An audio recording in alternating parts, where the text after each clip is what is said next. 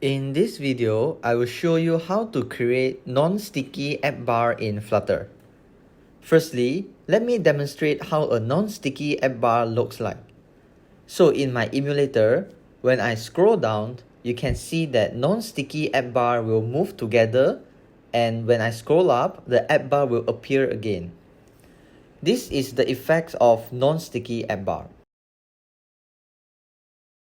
Now let's dive into the code. By default, if you create appbar using appbar parameter from scaffold widget as shown in my code, the appbar created will be a sticky appbar. With this method, the appbar will fix in the top position regardless if you are scrolling up or down as shown. Now, in order to create a non-sticky appbar, we can no longer build using scaffold appbar parameter. Instead, we have to create a custom scroll view widget. Inside this widget, we can now create non-sticky appbar using Sliver appbar widget. Sliver appbar widget provides about the same customization as normal appbar. So I will just provide a title and background color. Next, I will be creating a scrollable list. If you are using custom scroll view widget, you can no longer use listview.builder to build a list of items because custom scroll view children requires render sliver object. So in order to build a list, we have to use sliver list widget. Regarding sliver widget, I will make another tutorial to explain in details in future.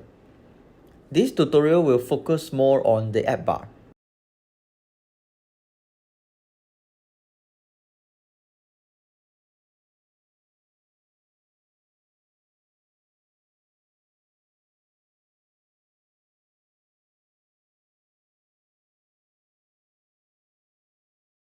Now let's try out in the emulator.